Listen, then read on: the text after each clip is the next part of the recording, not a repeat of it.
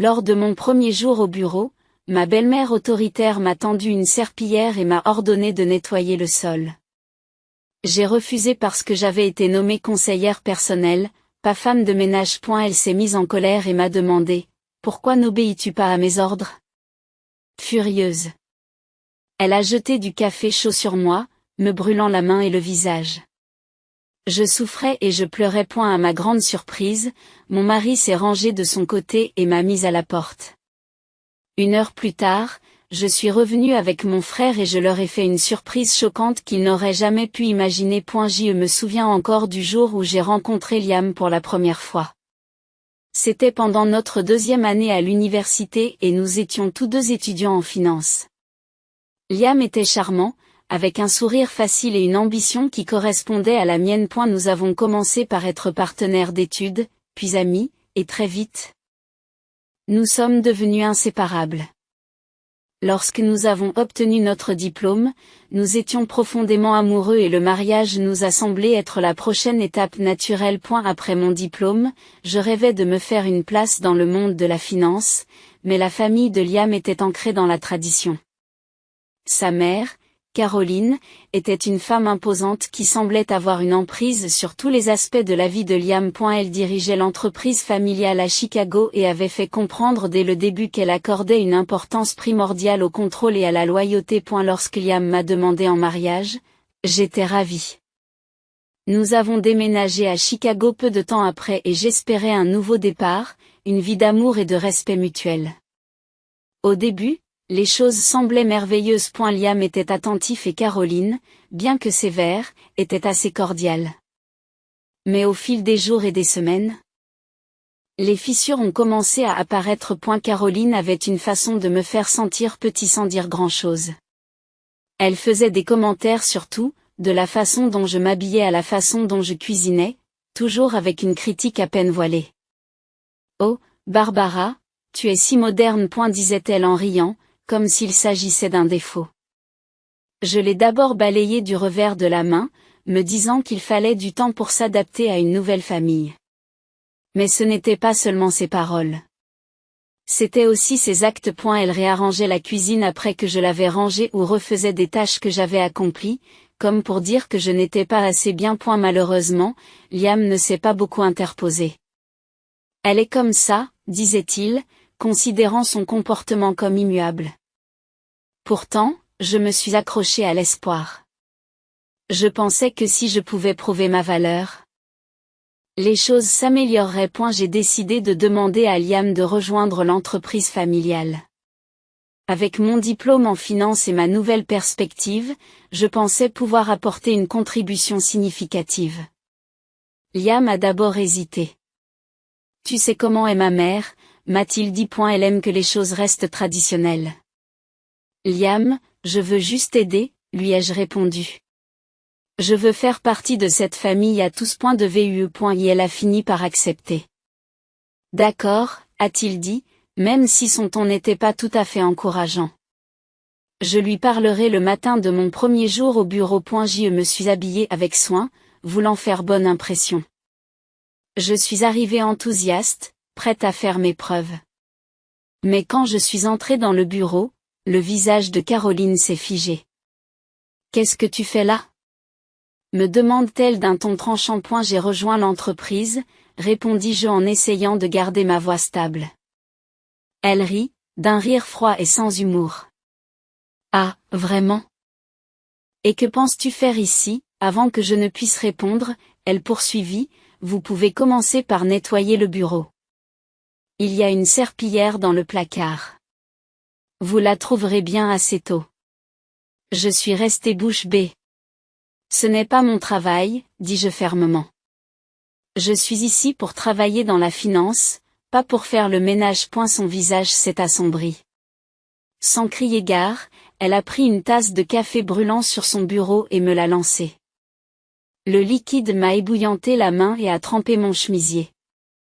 J'ai sursauté de douleur et je l'ai regardée avec incrédulité. Maintenant, nettoie ça, dit-elle avec un sourire narquois. Liam, qui se tenait à proximité, n'a rien dit. Il s'est contenté de détourner le regard, comme s'il ne pouvait pas s'en préoccuper. Ce moment a brisé quelque chose en moi. L'humiliation, la douleur et le silence de Liam. C'était trop dur à supporter. J'ai quitté le bureau, les larmes aux yeux, le cœur lourd de trahison.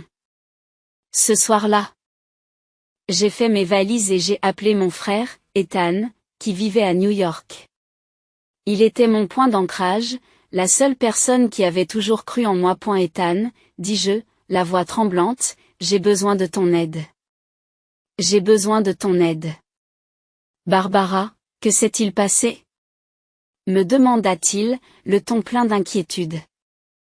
Je lui ai tout raconté, les insultes, le café, l'indifférence de Liam. À la fin, je pouvais entendre la colère dans sa voix. Viens à New York, m'a-t-il dit. Tu n'as pas à faire face à tout ça toute seule. Et c'est ainsi que j'ai su ce qu'il me restait à faire. La vie dont j'avais rêvé avec Liam avait disparu, remplacée par une réalité que je ne pouvais plus ignorer. Mon amour pour lui avait été éclipsé par son silence et la cruauté de Caroline. Il était temps de partir et de prendre un nouveau départ. En montant dans le train pour New York, j'ai ressenti un mélange d'émotions, de la tristesse pour ce que j'avais perdu, de la colère pour la façon dont j'avais été traitée. Et une détermination tranquille à reconstruire ma vie. Ce que je ne savais pas, c'est que ce voyage m'amènerait à découvrir des secrets qui changeraient tout. En quittant Chicago, j'ai eu l'impression de me débarrasser d'un lourd fardeau. Lorsque je suis arrivé à New York, Ethan m'attendait à la gare. Son étreinte chaleureuse et son sourire rassurant étaient exactement ce dont j'avais besoin. Ethan avait toujours été mon roc, calme, sage et férocement protecteur. Barbara, m'a-t-il dit doucement lorsque nous nous sommes assis dans son appartement plus tard dans la soirée. Je suis content que tu sois là. Mais nous devons parler de ce qui s'est passé. J'ai tout raconté. Les insultes de Caroline, l'incident du café et le manque total de soutien de Liam. Au fur et à mesure que je parlais, l'expression d'Ethan passait de l'inquiétude à la colère. Elle n'avait pas le droit de te traiter de cette façon, dit-il fermement. Liam, il aurait dû te soutenir. J'y sais, répondis-je. Ma voix dépassant à peine un murmure. Mais il ne s'agit pas seulement de l'humiliation. Il y a autre chose, Ethan. Je le sens. La façon dont Caroline dirige l'entreprise, la façon dont Liam évite d'en parler. Ça ne colle pas. Ethan s'est penché en avant, son instinct d'avocat se manifestant. Qu'est-ce que tu veux dire? Je ne sais pas encore, je l'admets. Mais je veux le découvrir. Je veux connaître la vérité sur eux, sur l'entreprise. S'ils cachent quelque chose, je dois le révéler. Ethan a acquiescé. Alors nous commencerons à creuser. Mais nous devons faire preuve d'intelligence. S'ils sont impliqués dans quelque chose d'illégal, cela pourrait être dangereux. Les jours suivants, Ethan et moi avons élaboré un plan. Il a suggéré d'engager un détective privé, quelqu'un qui pourrait examiner les transactions financières de Liam et Caroline. J'ai accepté, sachant que je ne pourrais pas découvrir grand-chose par moi-même. L'enquêteur, un homme vif et discret nommé Robert, a accepté de prendre l'affaire. Il m'a dit qu'il me faudrait un peu de temps. Mais s'il y a quelque chose de suspect, je le trouverai. Pendant que Robert commençait son travail, j'ai décidé de me concentrer sur mes propres recherches. En utilisant les compétences que j'avais acquises au cours de mes études de finance, j'ai commencé à analyser les dossiers publics, les états financiers et tout ce qui me tombait sous la main. Cela n'a pas été facile. Caroline et Liam veillaient à ce que leurs transactions restent privées, mais j'ai trouvé de petites anomalies, des signes subtils que quelque chose n'allait pas. Ethan a été mon soutien constant, me guidant à travers les aspects juridiques et me permettant de garder les pieds sur terre lorsque la frustration devenait insurmontable. Barbara, m'a-t-il dit un soir, tu fais ce qu'il faut. Ne les laisse pas t'intimider. Les semaines ont passé et Robert a appelé. Barbara, dit-il. La voix sérieuse. Nous devons nous rencontrer. J'ai trouvé quelque chose que vous voudrez voir. Quand Ethan et moi avons rencontré Robert à son bureau, il nous a présenté les preuves qu'il avait rassemblées. Relevés bancaires, comptes offshore, factures falsifiées, Tout y était. Les chiffres ne mentaient pas. Caroline et Liam étaient impliqués dans une fraude financière massive. Depuis des années, ils dissimulaient des fonds, blanchissaient de l'argent par l'intermédiaire de sociétés écrans et fraudaient le fisc. Alors que je fixais les preuves, un mélange d'émotions m'envahissait, la colère contre leur tromperie, la tristesse pour ce qui aurait pu être, et la détermination à les traduire en justice. Il y a plus, dit Robert, interrompant mes pensées. Il semble que Caroline avait l'intention de te mettre sur le dos les irrégularités financières, Barbara. Elle a déjà commencé à créer des traces écrites pour faire croire que vous étiez impliqué. Mon cœur s'est effondré. L'humiliation. Le café, les insultes, ce n'étaient pas seulement des actes de cruauté. Ils faisaient partie d'un plan calculé pour me piéger. Ethan posa une main sur mon épaule. Nous ne nous laisserons pas faire, dit-il fermement. Nous allons nous battre. Les jours suivants ont été très animés. Ethan et moi avons travaillé en étroite collaboration avec Robert, rassemblant les preuves dans un dossier complet. J'ai utilisé mon expertise financière pour retracer les flux d'argent, créant des rapports détaillés qu'il serait impossible de réfuter. Alors que nous nous préparions à porter l'affaire devant les autorités, je ne pouvais m'empêcher de penser à Liam. Que savait-il ?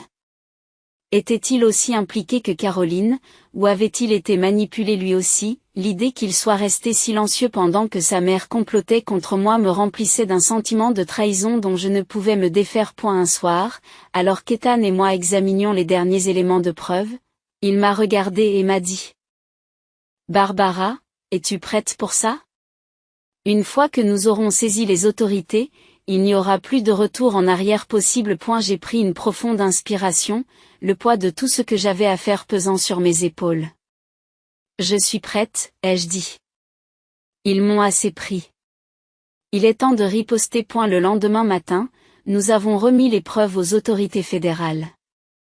C'était une expérience éprouvante, mais je me sentais soulagée de savoir que la vérité allait enfin éclater au grand jour. Lorsque nous avons quitté le bureau fédéral, Ethan s'est tourné vers moi.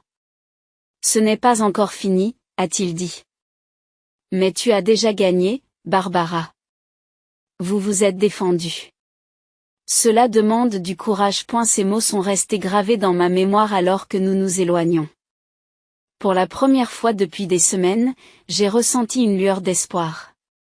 La bataille n'était pas terminée.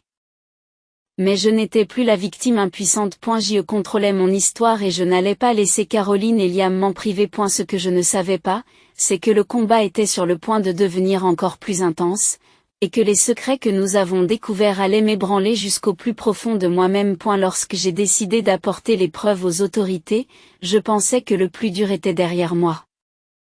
Mais je me trompais. Et la suite a été un tourbillon de révélations, de confrontations et d'émotions auxquelles je n'étais pas préparée. Quelques jours après avoir présenté les preuves, Ethan et moi avons été contactés par les enquêteurs fédéraux. Ils avaient besoin de nous pour clarifier certains détails et mettre en contexte les documents que nous avions partagés. Je me suis assis en face des agents dans une pièce stérile et faiblement éclairée, répondant à leurs questions avec autant de clarté et de sang-froid que possible. C'est un dossier solide, a déclaré l'un des agents en faisant glisser les preuves sur la table. Mais nous avons besoin de votre témoignage pour le consolider. Êtes-vous prêt à le faire? Oui, ai-je répondu sans hésiter. Je ferai tout ce qu'il faut pour qu'il soit traduit en justice. Pendant que l'enquête progressait, les autorités ont commencé à surveiller les activités professionnelles de Caroline et de Liam. Ethan et moi avons été prévenus qu'il fallait tout garder confidentiel. Et ne les laissez pas soupçonner quoi que ce soit, avait dit l'un des agents. Nous avons besoin de l'élément de surprise. Et il n'était pas facile de faire comme si rien n'avait changé. Caroline et Liam ont essayé de me contacter, probablement pour évaluer si j'étais toujours une menace. Liam a laissé plusieurs messages vocaux, son ton oscillant entre la culpabilité et la colère. Barbara, tu ne peux pas t'en aller comme ça, disait l'un des messages. Reviens à la maison et parlons-en. Mais je savais que c'était mieux. Ses paroles étaient creuses. Il était resté là pendant que sa mère m'humiliait et complotait pour me détruire. Il n'y avait plus rien à dire. Un soir, quelque chose d'inattendu s'est produit. Robert, notre enquêteur, nous a appelés pour nous faire part d'une information cruciale. Barbara, dit-il d'une voix pressante. J'ai découvert quelque chose de plus grave. Vous devez l'entendre en personne. Ethan et moi avons rencontré Robert le lendemain matin à son bureau. Il avait l'air plus sérieux que d'habitude, ce qui m'a donné des frissons. Barbara, il s'avère que la fraude ne se limite pas au blanchiment d'argent et au détournement de fonds, commence Robert. Ils sont également impliqués dans la contrebande. Nous avons trouvé des preuves qui les relient à un réseau international. Mon esprit s'emballe. De la contrebande ? C'était bien plus que ce que j'avais imaginé. Robert me tend un dossier. Il contenait des rapports détaillés et des photographies, des transactions de marchandises illicites, de la correspondance avec des contacts internationaux obscurs et des manifestes d'expédition qui indiquaient une activité illégale. Il n'y a pas que Caroline et Liam, poursuit Robert. Ils ont des partenaires dans cette affaire. Des partenaires puissants.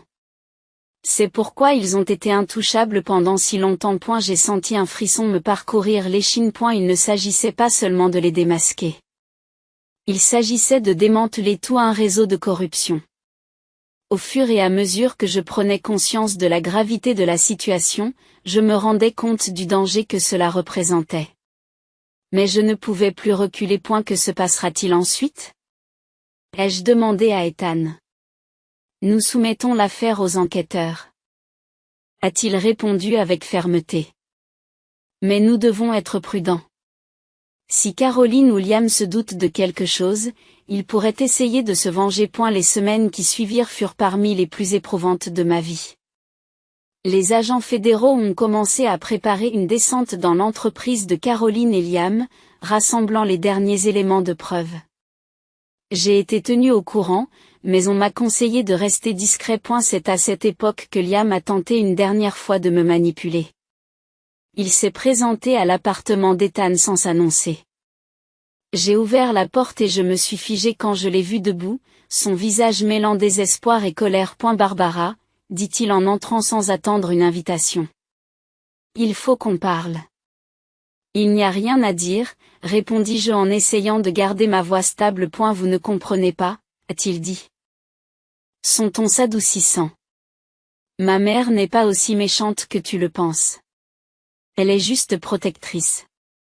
Elle ne voulait pas te faire de mal. Je le regarde fixement, incrédule et en colère. Elle n'est pas aussi méchante que je le pense. J'ai répliqué. Elle m'a jeté du café à la figure. Elle m'a humilié. Et elle essaie de me faire porter le chapeau pour des crimes qu'elle a commis. Liam détourna le regard, la mâchoire serrée. Je n'étais pas au courant, admit-il. Mais tu ne peux pas laisser les choses aller plus loin. Tu ne sais pas dans quoi tu t'embarques. Ses paroles ont confirmé ce que je soupçonnais déjà. Il était au courant des activités illégales, mais il avait choisi de garder le silence.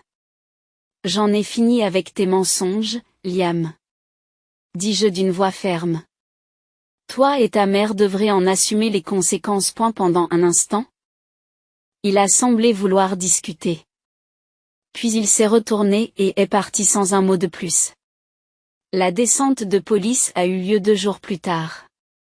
Je n'étais pas là pour y assister, mais les agents nous ont dit que tout s'était déroulé comme prévu. Caroline et Liam ont été arrêtés sous de multiples chefs d'accusation, dont fraude fiscale, détournement de fonds, blanchiment d'argent et contrebande. Mais le rebondissement le plus choquant s'est produit lors de leur interrogatoire. Caroline avait préparé le terrain pour me faire accuser de délits financiers. Elle avait même falsifié des courriels et des documents en mon nom, créant ainsi un récit qui aurait fait de moi le parfait bouc émissaire. Lorsque les enquêteurs m'ont appris cela, j'ai ressenti une vague de colère et de soulagement. Et la colère face à sa cruauté calculée, et le soulagement que nous l'ayons arrêtée avant qu'elle ne puisse mettre son plan à exécution. Lorsque la nouvelle de leur arrestation s'est répandue, leur empire autrefois puissant s'est effondré. Leurs partenaires ont commencé à prendre leur distance et les médias ont révélé tous les détails de leur corruption. Mais alors que j'assistais à leur chute, je savais qu'il ne s'agissait pas seulement de me venger. Il s'agissait de reprendre ma vie en main et de prouver que je n'étais pas une victime. Je m'étais défendue, pour la première fois depuis longtemps, je me sentais maîtresse de mon histoire. Ce que je n'avais pas prévu, c'est à quel point leur trahison continuerait à me hanter. La bataille n'était pas seulement contre eux. C'était contre les cicatrices qu'ils avaient laissées derrière eux. Et c'était un combat que je devais mener seul. L'arrestation de Caroline et de Liam a provoqué une onde de choc dans leur monde. Leur façade glamour, leur entreprise prospère, leurs relations influentes se sont effondrées sous le poids de leurs crimes. Les médias se sont emparés de l'affaire, affichant leur visage à la une des journaux. L'histoire de leur trahison et de leurs activités illégales a fait le tour de Chicago. Mais pour moi, il ne s'agissait pas d'un défilé de victoires. Il s'agissait de tourner la page.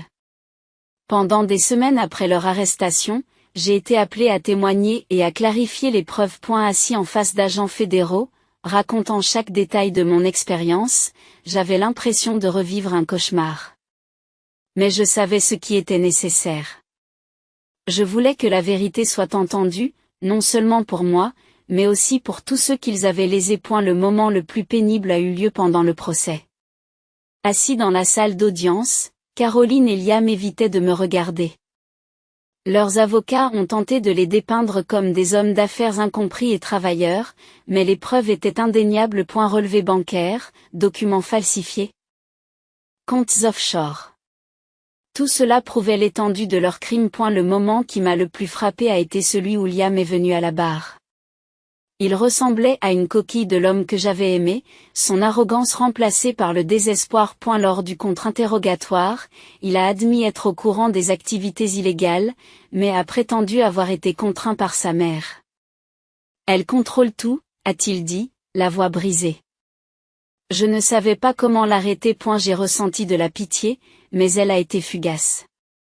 Il avait le choix. Il aurait pu me soutenir. Au lieu de cela, il avait choisi le silence et la complicité. Le verdict a été rapide et accablant.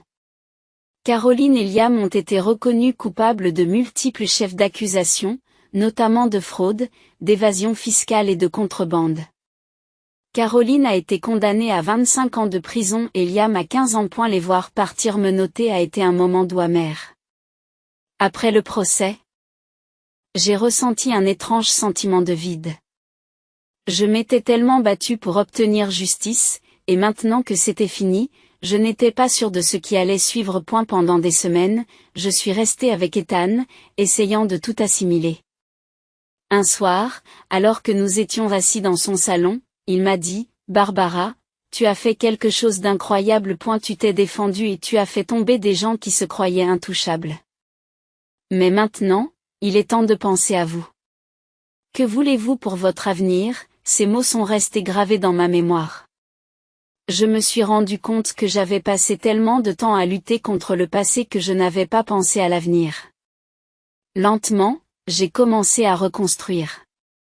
J'ai décidé d'utiliser mon expérience pour aider les autres. Avec les encouragements d'Ethan, j'ai créé ma propre société de conseil financier à New York. Je voulais aider les petites entreprises à éviter les pièges de la corruption et de la mauvaise gestion qui avaient détruit la famille de Liam. Le travail était gratifiant, mais les cicatrices de la trahison persistaient. La confiance ne venait plus facilement. Je gardais les gens à distance, de peur d'être à nouveau blessé. Mais avec le temps, j'ai trouvé la guérison dans mon travail et dans le soutien de ceux qui se souciaient vraiment de moi. Un jour, alors que je me promenais dans Central Park, je me suis arrêtée pour réfléchir à tout ce qui s'était passé. La douleur, la trahison, la lutte pour la justice.